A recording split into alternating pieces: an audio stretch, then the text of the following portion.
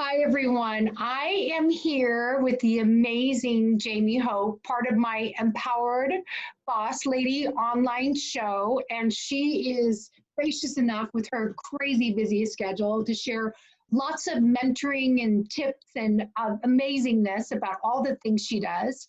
She is not only a doctor in the Department of Emergency Service, and she was just telling me emergency medicine, and she was just telling me she was just at the hospital dealing with a lot of things going on right now, which I am just so, we feel so blessed to have you here, Jamie. I'm so gracious. Feel like you're so gracious with your time to be here and sharing all your tips. So you are an assistant professor at the Oakland University of Beaumont. Is that correct? School of Medicine? Oakland University William Beaumont School of Medicine, also known as an unnecessarily long name for a medical school. And you're a mom as well. So tell us about your kids. Oh, my daughter Reagan is 8 years old and she is a third grader and she could turn absolutely anything into a fort. Her architecture skills are epic. It's impressive. The cleanup, maybe not so much, but I love her ingenuity so much. It's hard to not like it. Yes. And then my son Christopher is 6 and he's a first grader. And he is, oh my gosh, this kid, the stuff he comes up with and all of the hilariousness, his sense of humor, his snuggles. Being a mom is just the coolest thing. I mean, don't get me wrong. They still drive me nuts. They're not perfect, but they are amazing. Yeah, and you find time to be a mom. And I'm going to read the rest of this because this is just amazing. You're Jamie Hope, Dr. Jamie Hope is an attending emergency medicine physician at one of the busiest level 1 trauma centers in the country, especially probably even more so now, as well as practicing medicine in the rural critical access hospital. Working successfully in these high stress, high stakes environment, in addition to her fellowship in medical education, has given her the skills she needs to teach audiences how they can thrive in any environment and situation. As a dual board certified physician and assistant professor, she teaches stress management skills, which I'm sure, especially now, is super helpful. Oh, yes.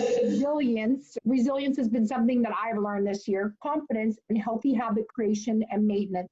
She utilized her years of research and teaching about healthy habits to write her first book, Habit That, which is the #1, bestseller status in multiple categories on Amazon within 24 hours of its release. That's amazing. So that's amazing in itself. How long ago did you write your book? So it came out in January of 2019. And we get kind of a resurgence every year because, as the new year starts and people are looking for healthy habits, and I'm not into the quick fix fad type of stuff, but then the people who find their way to this realize, I actually can make meaningful and sustainable changes in my life. So it's been a lot of fun. It's been a great journey. It sounds like the book is a good resource for getting started for the brand new year. Is that correct? Yeah, and part of the reason that I wrote it, in my role as an emergency medicine physician at such a busy place, I'm constantly seeing people on the worst day of their life. And I love that. I love being in that environment. I love helping people when they're at their most vulnerable and scared because I can. And I'm that empathetic, friendly face who has the knowledge to help them. But it really bothered me because I kept thinking, what are all the things that could have helped them upstream so they didn't end up in the ER on the worst day of their life? So that's, part of my career is dedicated to saving lives and helping people here. And the rest of my career is dedicated to a variety of entrepreneurial endeavors, helping people upstream so they never have to see Dr. Hope in the ER. That's amazing. So you do preventative and also restorative. So you do both sides. And so with you wearing such a variety of hats, I mean, you're a mom, you're an author, you're an entrepreneur, you're a doctor, you're a professor. So you have wearing multiple hats. What's the favorite part of your job? Your job, I should say. It's seeing when people have the right tools and the right mindset and the right skills, seeing them empowered to make the difference in their lives. When people come back to me with stories and say, I used what you teach and I made it better, I made it me, I made it sustainable. oh, it's the same as making a great save when we pull someone back from the brink in the ER. It's those things, for the days that we're all sometimes tired or stressed or everything in our own lives, when I wonder, am I doing too many things? And then I hear from people who have made that difference in their lives. It's life-giving. Yeah, because I can feel your joy and your passion for what you do right through the screen, and I'm sure our viewers can as well. And so, with what after becoming a doctor, which is that's a long journey. Yeah. And so, what was your catalyst for wanting to become an entrepreneur? I know a lot of people are born entrepreneurs. I think I was a bit more of a reluctant entrepreneur. And really that was a mindset of limiting belief. That, of course, when I was a kid, I was trying to make stuff and sell it to my neighbors and shoveling driveways and babysitting and, the usual. I always had the hustle and drive. But then when you go through, I started college when I was 17, been sporty, taking care of myself since then, went straight through to medical school on the first try, which is not as common. And went through. And so I was so in my studies and a track, and like, okay, on this day you take this test and here you go there. You don't even have to look up and see the world around you. You just follow the path to get to where you want. And you obviously work hard and study a lot. But there's a path. And then there were many points along the way I kind of looked up and I'm like, well, what if I also did that? And like, well, other doctors aren't doing that. And what if I also did this? And there was actually some mild discouragement from some of my colleagues. Why would you write a book that's not a medical textbook? I'm like, because a medical textbook sounds boring and there's enough of those out there. I want to help people who can actually read something. You can't bore people into learning. No, it's so true. So I want to do something useful. So I finally had the smartness and the wherewithal to just ignore all of the bad advice and say, this is what I'm good at. I'm a good educator. I'm a good speaker. I like writing. I like helping people. And thank you all for your limiting beliefs, but I don't need them. And so that was when I started. That's amazing that you could shut off the noise and stay so funneled. So what would be a tip that you could share with people? Because I know that for myself as well, that I've had a lot of naysayers as well who have also tried to stop me in my entrepreneurial journey, especially when there's a downturn in the economy, et cetera. So so how did you? That takes a whole mindset. You just start. I don't think people are naturally born with that. We always care about what our friends and family think, or even random strangers. So how did you rise above that? And I have to say, I was the worst. I would even think a random stranger was looking at me and I'm like, what if they don't like my hair? And they're probably thinking like, what is my grocery list today and what other things?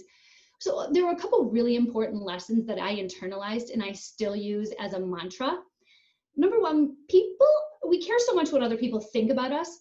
People aren't thinking about us nearly as often as we think they're thinking about us. They're thinking about themselves. So it's like, oh, okay. They're not. And then also don't take criticism from someone you wouldn't take advice from. Thank you, like Hottie Random 2577 who wants to troll my post, but I also wouldn't reach out to you for life advice or career advice or any advice. So why would I take criticism from you? Oh my gosh. That's such great advice. And a lot of times I see that the people who are pointing arrows at you or trying to give you negative feedback or feedback that is limiting, like you said, are sitting on the couch. So it's like, you can't, unless you're in the ring with me, like Brene Brown says, unless you're in the ring with me, then you really can't give me advice. So I applaud that. I think that's amazing. And so how do you what do you do with time management? Because you're doing so many, with teaching and working you have your private practice and then you're working in the hospital and then you're a mom and then you also have a partner. So what do you do with this? All the, all of that, the intertwining and the running around. I mean, how do you manage that? I would say that's probably the number one question I get. And it's one of my favorites to answer too, because I have, I joke that I have at least 5 different jobs. And you do. Kids and everything. I also have 2 big rescue dogs who at some point will probably bark to Zoom bomb this because, that's what dogs do and I'm home. So I had to change my mindset about the way that I look at balance. And so in a particular day, if I work a 10-hour shift in the emergency department, that's 10 hours, high stress, high stakes, no break. We're lucky if we get to pee. so I don't get to exercise while I'm there. I bring healthy food. I'd love to eat it if I can between patients. But that means I don't get to spend hours of quality time with my husband and hours of quality time with my children and time reading tea and staring off into space and all these other things that they say we're supposed to do in a day, because I still need to sleep. I promise I'm not a robot. I am a person who also gets very grouchy if I don't get my sleep. So how do I do all this? So I stopped looking at balance as a day thing for one day. So I stepped back and I look at the course of my week and my month. And I have my rocks. What are the immovables in my schedule that are very important to me to take up the space? That my priorities, my family, my health, my fitness, self-care, mental health, my practice of medicine, and the biggest things that I want to do to help patients upstream. So those are the rocks. If you fill something full of other things first, there's no room for the rocks. And so I put the rocks in my schedule and look at it over the course of a week and a month. So if I work 3 shifts in a row, I'm not spending as much time with my kids. So I make sure that it's in other places in my schedule. Then I can fill in the sand that are other things that are important to me that I want to do that are helpful for the career, writing, and all of those things. And then the last thing is the water that I pour in, which is, the fun stuff, we make time for it. Mm-hmm. The saying goes, if you want to know what somebody values, look at their checkbook and look at their calendar. And I really took that to heart. Not that I have a checkbook, but I do have a calendar. In fact, I have multiple and they're color coded.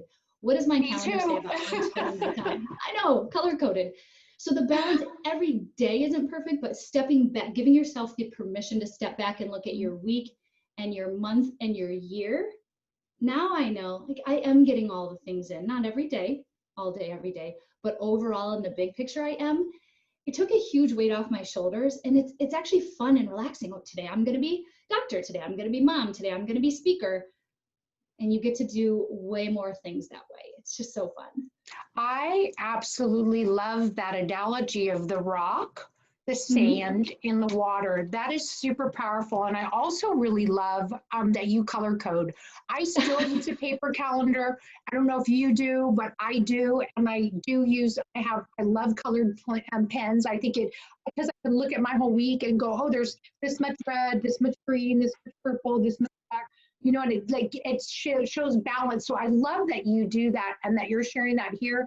Honestly, I've never heard the rock, sand, water analogy, and I love that. In the way I look at it, I probably should have explained it a little better at the beginning. Imagine you have a big glass bowl, and you can only fit so many things in it. So if you fill it full of water first, now there's no room for the rocks. It overflows. There's not time, or sand, and then there's no room for the rocks. So if you put in the rocks first, you can fill in the sand around it and pour the water in to fill in that space. So it's just, my life is a container, a very lovely color-coded container. That's how I choose to fill it. For years, I was filling it the wrong way. The water is stuff I need to do for other people, stuff that's maybe not a top priority, and I filled it up. Then you try and put a rock in and it overflows. Right. That's how and then you end up in overwhelm and anxiety and all the things, the low vibe emotions that you can't really function at your highest. Yes, and I've been there. So yeah, making that mindset shift was a huge game changer for me. So how do you fit in fitness? You said you you exercise every day. So tell me more about that. How do you fit that into your day? Because a lot of career women I find as a fitness coach and life coach feel that is a waste of time, because if they're working out, they're not taking care of their family, and there's all this guilt that gets wrapped up in that. So there's so much time at work. So tell me more about that. Oh, if guilt and shame could burn calories, we'd all be skinny. Here's what I found. I am more focused when I am writing or creating.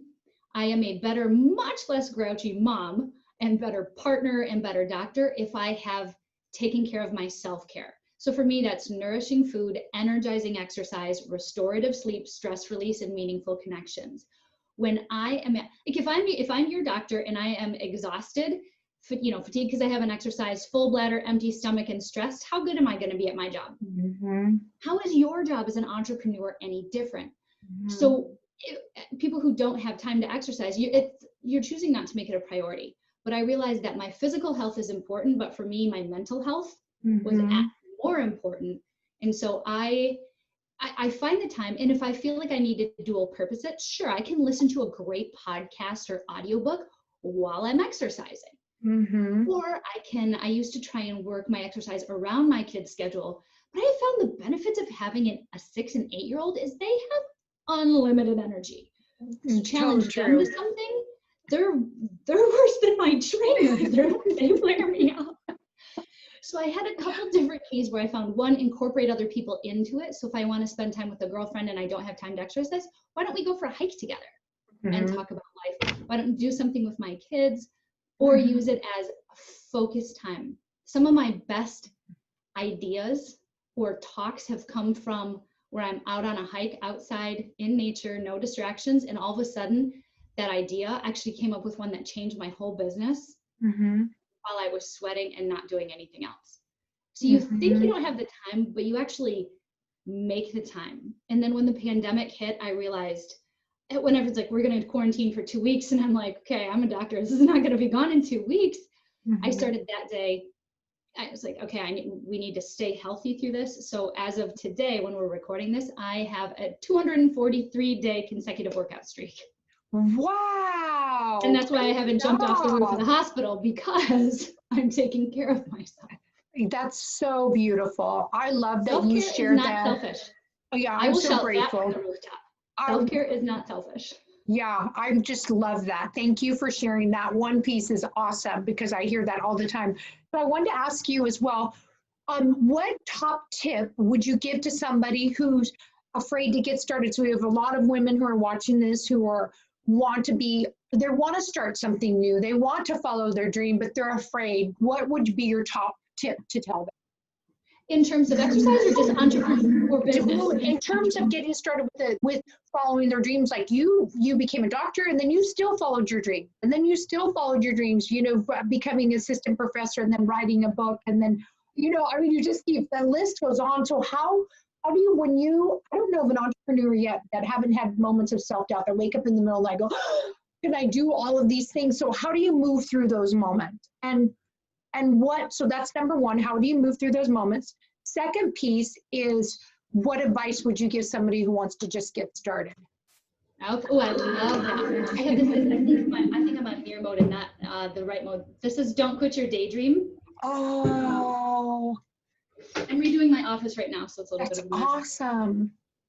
When you first came up with this idea, whatever it is that you are good at, there was a reason that you wanted to do this. And so I learned remember who you wanted to be, and then remember who you wanted to be, and then be who you wanted to be. So you had that moment. But we do, those self-doubts are real. So for people to pretend that's not a thing, and I've woken up every day with like magical unicorn glitter and the people are just throwing money at me left and right, that's not reality.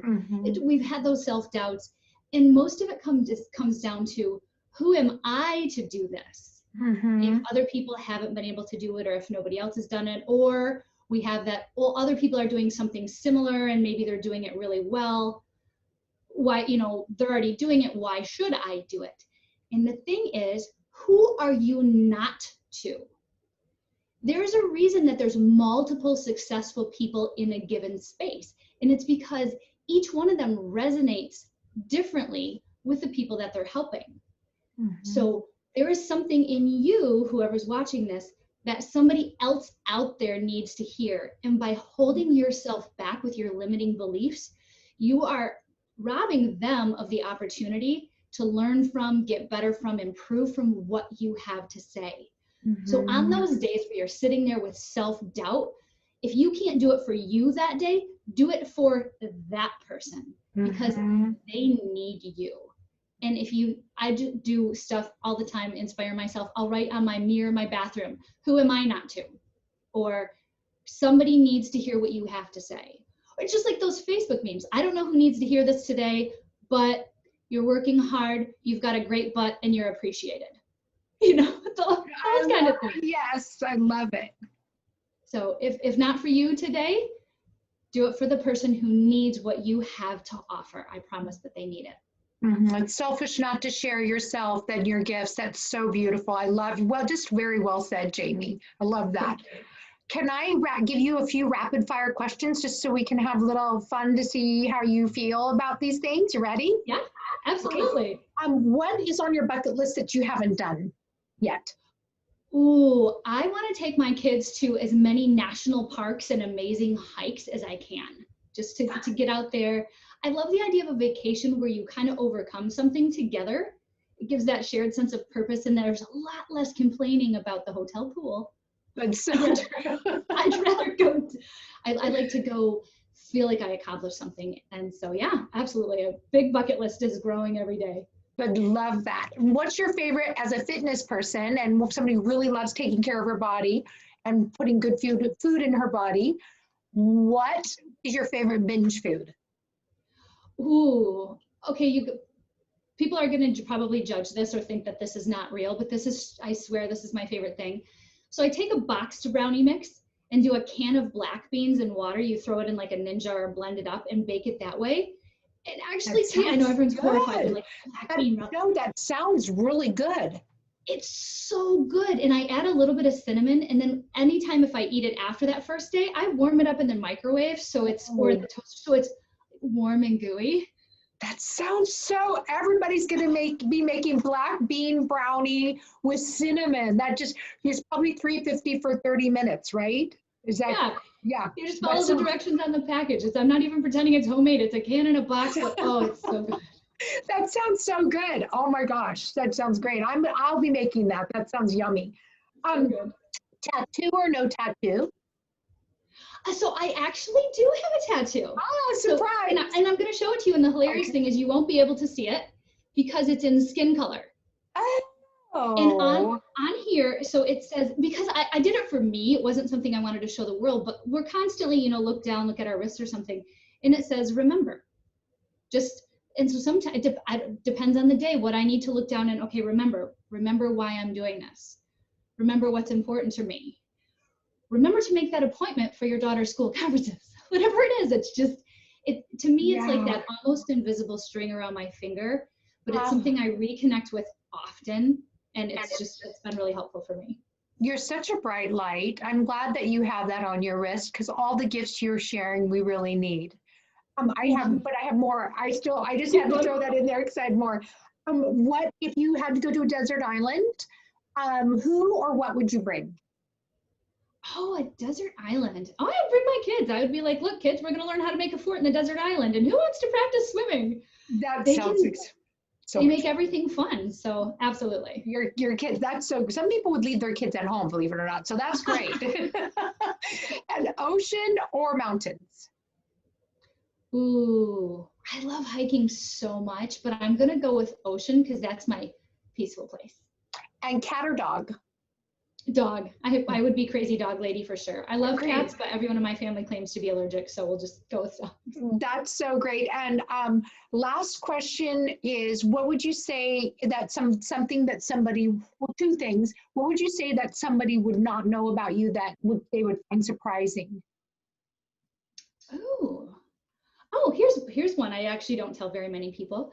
So I have recently reignited my hobby of fire dancing. Oh, wow. How cool is that? Yeah. That is so fun. I believe in grounding and manifesting and all of the things, and that reminds me of that. You just saying that, I got a vision of you doing it, and it was beautiful. So that is great. And then last thing, how do you recharge? I recharge with, it depends on what I need. I very much respect the fact, just like with stress release, some days you want to meditate and pet a fuzzy bunny, and some days that does not help me relax. And you kind of want to like break stuff or pound the bag or pound the pavement. So I honor that some days I need to recharge kind of quiet alone in a corner by myself. And some days I recharge by doing fun stuff like this and connecting with people and helping people. So I give myself permission to have multiple places to plug in. That's so great. And then everybody on this call and on this show who are plugging in and wanting to know more about you, about why you're such a beautiful, bright light, and all of the gifts that you're bringing to us here, who we really need it. We need you. We need you to light a path for us. You're sharing so much of yourself with so many people. And with this platform, you get to share with even more people. And is there anything that you would like to leave with the audience for them to be able to reach out to you, or would you like to have them plug into you? I'll be sharing your information underneath the screen when your day comes up in the 21 days. So what would you like to share? Sure. I mean, you can always find me on my website, and I love giving away. I love giving stuff away. I'll give away free chapters of my book. I've given away to, when groups of people want to get together, I'll give away an hour of my time and hop on a Zoom just so people can ask questions and so great. So You're so I generous. love connecting with people and helping people. That's just one of the most that's one of my plugs that helps recharge So me. great. So What we will do then at the end of this, we'll put something down before we're going to wind our interview up. And I just want to tell you what a joy it's been. You're such a beautiful soul, just sharing so many things. And it's like, I'm glad you recharge yourself, because we need you here. You know, we need more bright lights like you and more empowered women who are so willing to share with all the other women out here who are trying to grow and find their way. And so you shared some invaluable tips for us, and I appreciate it very much. I'm so grateful that you hopped on a call with me. oh my gosh, Lorri, from the first moment we chatted on the phone, I was like, this is my soul sister here. I love empowering women. There's room for all of us at the top. Like supporting each other and lifting each other up is just absolutely incredible. I love the work you're doing. Thank you for including me. You are welcome. And then, so everybody, if you'd like to reach out to Jamie, we're going to have her link and more information at the bottom of this show. So please feel free, and we'll put something special in there. Jamie and I will talk in a little bit and figure out what's going to be under there so we can offer that to you. And then have a great day. We'll look forward to seeing you soon on the next Empowered Boss Lady series.